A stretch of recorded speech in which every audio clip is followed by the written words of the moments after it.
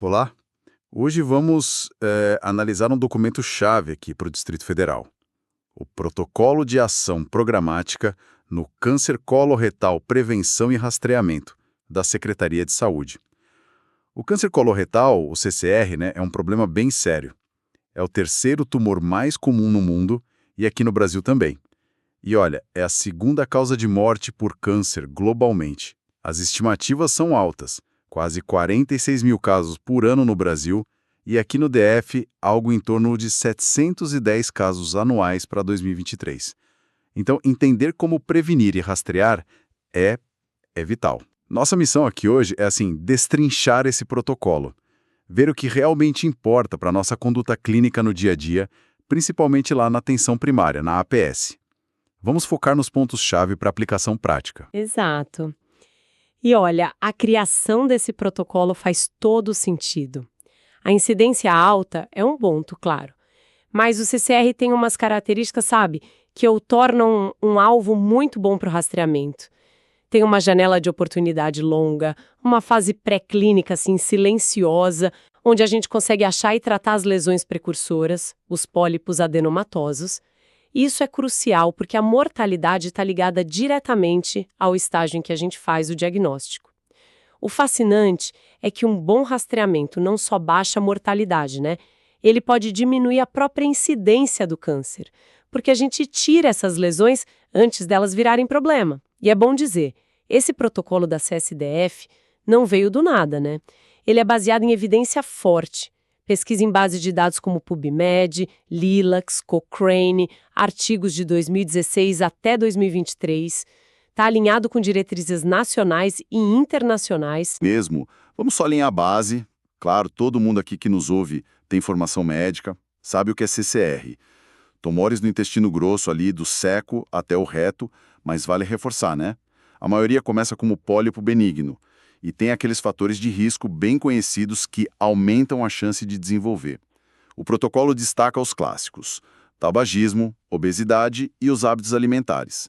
Aí entra carne vermelha processada, embutido, pouco consumo de fruta e vegetal, abuso de álcool, sedentarismo. São fatores bem conhecidos, mas é sempre bom reforçar na orientação para o paciente. E é interessante, né? Muitos desses fatores são os mesmos de outras doenças crônicas que a gente vê direto, tipo doença cardiovascular, diabetes. Isso só reforça como aquela orientação de estilo de vida saudável na PS, que a gente já faz, tem um impacto, preventivo super amplo. Otimiza o tempo da consulta e ajuda o paciente em várias frentes. Exatamente. Uma abordagem bem integrada. Agora, entendendo os riscos, como é que o protocolo ajuda a gente a direcionar a ação? Parece que a chave é a estratificação de risco, né? Precisamente. O protocolo é bem claro nisso. Ele divide a população para definir quem rastrear e como. Basicamente, 3 níveis. O primeiro é o de baixo risco. São as pessoas com menos de 50 anos sem sintomas. Para elas, rastreamento populacional, aquele de oferecer exame para todo mundo, não está indicado. O segundo grupo, e esse é o foco principal do rastreamento oportunístico lá na APS, é o de risco moderado. Aqui entram as pessoas de 50 a 75 anos que não têm sintomas e, importante, sem história pessoal de pólipo adenomatoso ou CCR, sem doença inflamatória intestinal tipo retocolite ou Crohn e sem história familiar importante de CCR ou adenoma avançado. Esse é o grande grupo que se beneficia do rastreio na atenção primária. E, por último, tem o grupo de alto risco. Esses pacientes precisam de uma vigilância diferente, mas individualizada, sabe? Muitas vezes com acompanhamento especializado. Quem está aqui, pessoas com história familiar relevante de CCR, a gente já detalha isso. Quem tem DIAI há mais de 10 anos ou história de radiação pélvica, eles fogem do rastreamento padrão. Essa estratificação parece muito lógica no papel. Mas pensando na correria da PS, consulta rápida, qual seria o maior desafio prático para encaixar o paciente certinho nessas categorias? Especialmente para diferenciar o risco moderado do alto, que depende tanto da história familiar detalhada. Ótima pergunta, é um desafio real mesmo. Conseguir uma história familiar completa, que é o ponto-chave para achar o alto risco, Exige tempo, né? Atenção. O risco é a gente acabar subestimando o histórico do paciente, às vezes porque ele mesmo não sabe direito ou pela pressão do tempo na consulta. E aí, mantém no fluxo de risco moderado alguém que, na verdade, precisava de um rastreio mais intenso ou mais cedo. Por isso, é importante sensibilizar e ter ferramentas que ajudem nessa coleta de dados. Faz todo sentido. Com essa estratificação na cabeça, então, como o protocolo organiza a prevenção e o rastreamento? Fala-se em nível primário e secundário. Sim, o rastreamento primário é a base de tudo, né? Focado em evitar que a doença sequer comece. Isso inclui educação em saúde para a população, orientar sobre hábitos saudáveis, voltando lá nos fatores de risco, e também o tal do matriciamento dos protocolos. Esse termo matriciamento, na prática, significa o quê? Capacitar e dar suporte contínuo para as equipes da atenção primária aplicarem essas diretrizes. É integrar o conhecimento especializado na rotina da APS, fortalecer quem está na linha de frente. Entendi. E o rastreamento secundário? Como ele entra? Bom, o rastreamento secundário já visa a detecção precoce. A lesão pode até existir, mas ainda não dá sintoma claro. Na PS, isso começa com avaliação clínica, anamnese atenta, buscar sinais de alarme, mudança de hábito intestinal, sangramento, perda de peso, anemia sem explicação, alguma massa palpável. Mas a ferramenta central mesmo, para o rastreamento da população de risco moderado, aquela de 50 a 75 anos, assintomática, é a pesquisa de sangue oculto nas fezes, a PSOF. O método que o protocolo recomenda e que está disponível na SESDF é o imunocromatográfico, o FIT. Ele tem vantagens ótimas. Não precisa de dieta especial antes, só uma amostra de fezes, tem boa sensibilidade, uns 75%, e especificidade bem alta, entre 85% e 97%. Além de ser barato e ter boa aceitação. É a porta de entrada para o rastreio nesse grupo, sem dúvida. E qual a frequência recomendada para fazer essa PSOF no grupo de risco moderado? Indicação é anual, para todo mundo entre 50 e 75 anos, sem sintomas e sem outros fatores de risco específicos. É importante frisar, anual.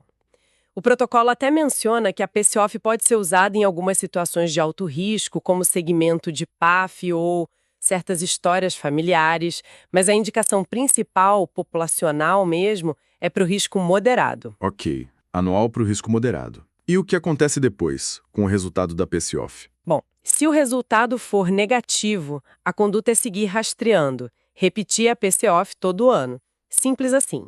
Agora, se a PCOF vier positiva, aí acende um alerta. Não quer dizer que é câncer, claro, mas indica que tem sangue ali que a gente não vê e precisa investigar. O próximo passo obrigatório, então, é a videocolonoscopia. Certo. E como o profissional da APS faz para garantir que esse paciente com PCOF positiva chegue na colonoscopia? Como é que funciona esse fluxo aqui na SESDF? O protocolo orienta direitinho. A solicitação da videocolonoscopia tem que ser feita pelo Sistema de Regulação, o SIS-REG-3. Tem até os códigos específicos para isso, SIGTAP e SIS-REG. O exame em si é feito na atenção secundária, ambulatorial, depois que passar pela regulação. Conhecer e usar esse fluxo certinho é fundamental para a gente não perder o paciente no meio do caminho depois de um PSOF positivo. Entendi. E depois da colonoscopia, o paciente volta para a APS com o laudo na mão. Quais são os cenários e as condutas a partir daí? Basicamente, 3 cenários principais. Primeiro, a videocolonoscopia é normal. Ótimo, né? Nesse caso, o paciente volta para o rastreamento, mas tem uma mudança importante. A próxima PSOF só vai ser indicada depois de 5 anos, não mais todo ano. A colonoscopia normal dá um período de segurança maior. Segundo cenário, a colonoscopia achou pólipos que foram ressecados, fizeram a polipectomia ali na hora. O paciente continua sendo acompanhado na PS, mas o segmento muda. Ele vai precisar fazer novas colonoscopias e o intervalo vai depender totalmente do que a análise daquele pólipo, a histopatologia mostrar. Depende do número, do tamanho, do tipo histológico, se tinha displasia.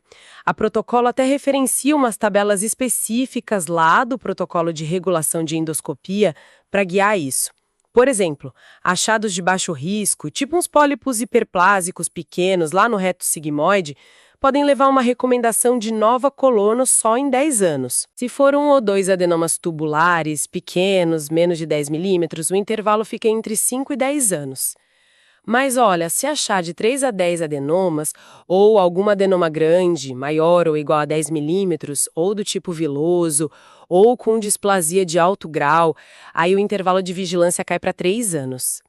Pólipo serrátil também tem suas regras, pode ser 1, 3 ou 5 anos. Fica bem claro que o laudo da histopatologia é a peça-chave que vai ditar todo o segmento depois da polipectomia. É um ponto crítico mesmo.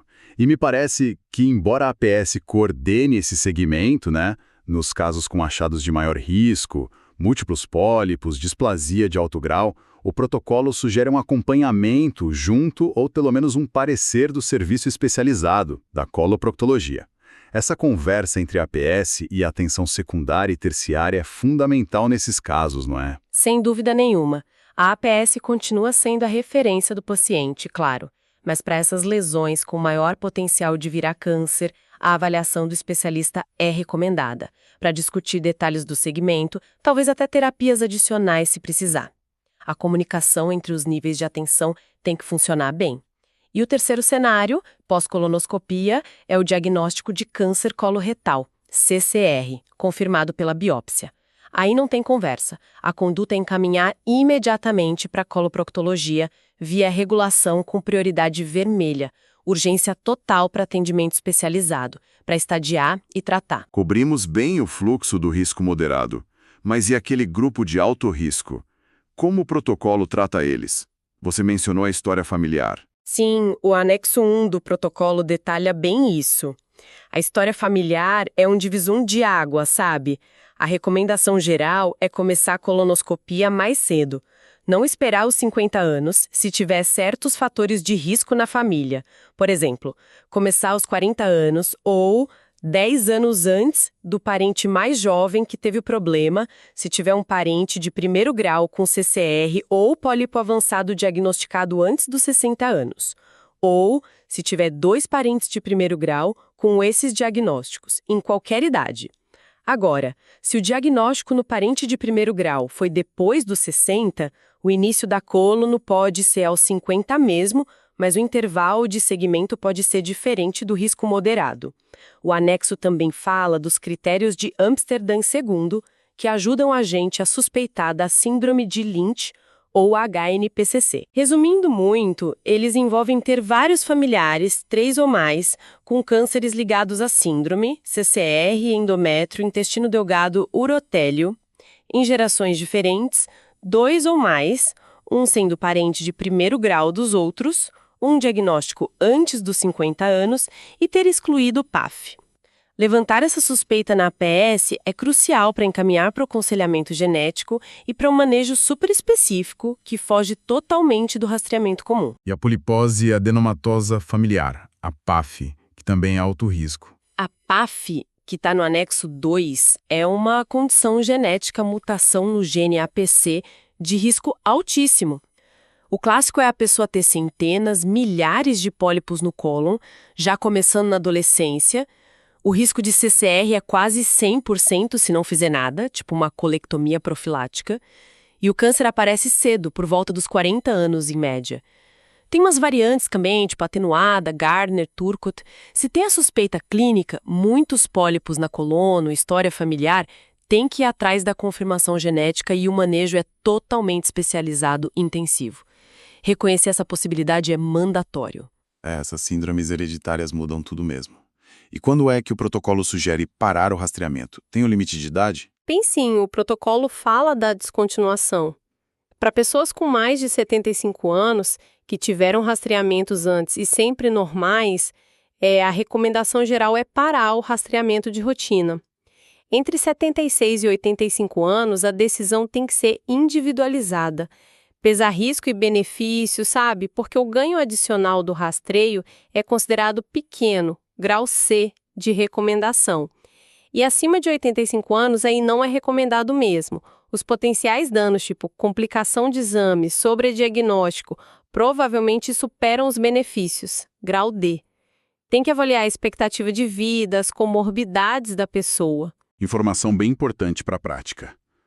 E falando da estrutura da rede CESDF, o protocolo chega a mencionar onde ficam os serviços especializados? Menciona sim.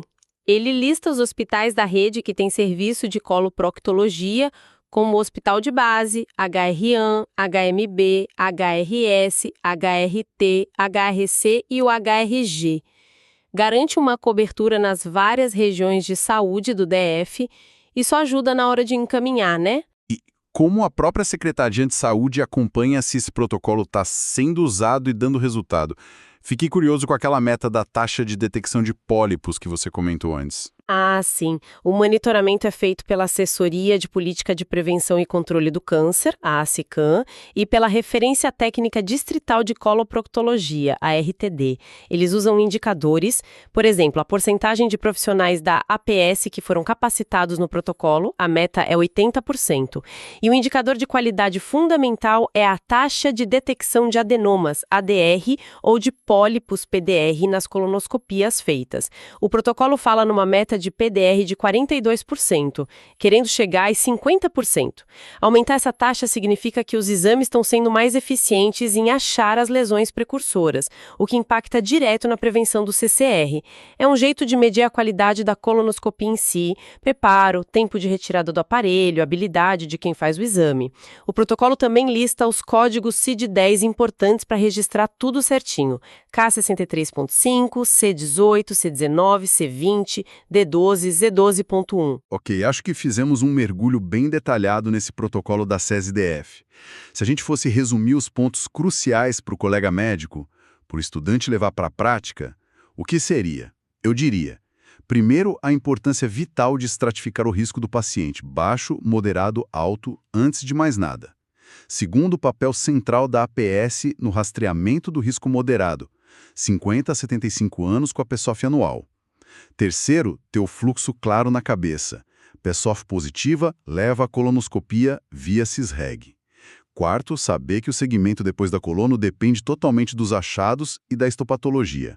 E quinto, nunca esquecer das populações de alto risco, história familiar, DI, PAF, que precisam de uma abordagem totalmente diferente desde o começo. Síntese perfeita. E talvez um último ponto para a gente pensar que vai além do protocolo escrito, né? A gente tem um protocolo ótimo, bem estruturado, baseado em evidência, mas como é que a gente pode, juntos, gestores, profissionais da ponta, os próprios pacientes, fazer esse fluxo virar realidade de forma consistente, efetiva? Como superar as barreiras de acesso à colonoscopia quando ela é indicada? Como melhorar a adesão ao segmento depois de tirar um pólipo? Como garantir que a informação da história familiar seja bem coletada e valorizada? O protocolo existir é essencial, claro, mas a implementação plena dele, que realmente se traduz em diagnóstico precoce e menos gente morrendo ou sofrendo por CCR, esse é o nosso desafio contínuo no sistema de saúde. Um chamado à ação muito pertinente, sem dúvida. Com essa reflexão, a gente encerra nossa análise do protocolo de prevenção e rastreamento do câncer coloretal da CESDF. Esperamos que essa discussão detalhada tenha sido valiosa para sua prática clínica e para os seus estudos. Para ter acesso a demais episódios e a materiais em PDF exclusivos, como resumos estruturados e questões comentadas, tudo com base em evidências científicas, basta acessar o nosso site www.revisadoc.com.br. Siga o nosso Instagram, revisadoc.oficial. Até a próxima!